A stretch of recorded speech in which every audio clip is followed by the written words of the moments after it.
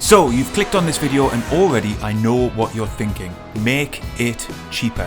For the love of everything that is good in this world, iRacing should be cheaper. And to that I say yes. Yes, iRacing is too expensive, and yes, it should be cheaper. At a minimum, it should be clearer how much it's likely to cost to run seasons of racing for new players, so we can all judge what we're letting ourselves in for. But I think there's three other big ways the experience of playing iRacing could be improved too. Here they are, and remember to let me know in the comments what you think too.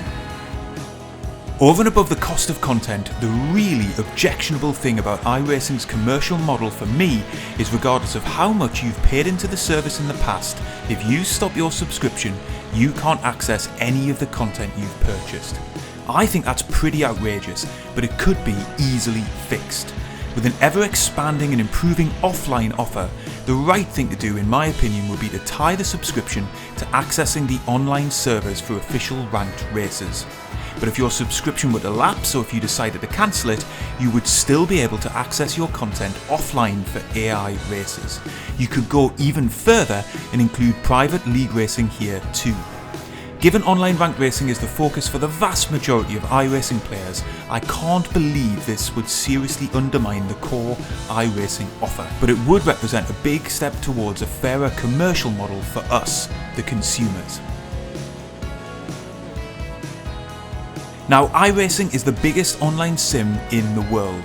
Whether it's your favourite title or not, it has a deep and engaging physics engine and a simulation of any number of aspects of real-life motorsport, including track and tyre temperature, fuel levels, realistic damage and much more. Yet the way the game provides you with race information in session is, in my view, pretty awful.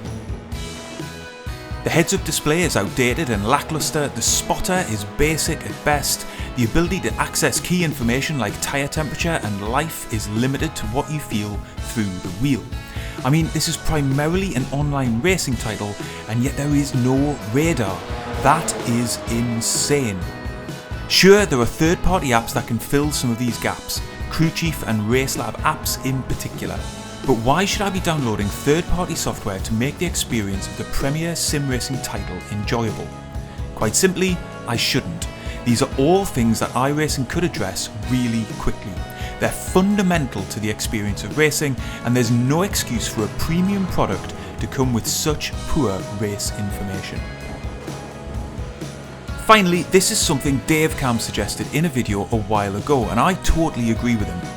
There's a bunch of fantastic paid-for content on iRacing which very rarely goes official in the online servers due to a lack of players signing up.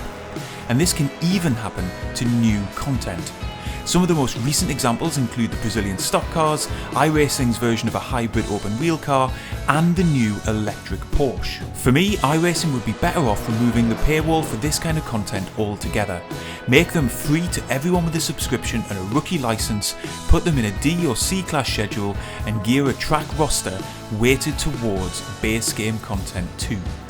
After all, I'd love to try the Brazilian stock cars, and I'm sure many others would too, but why would I buy them now when you see session after session go empty? I wouldn't.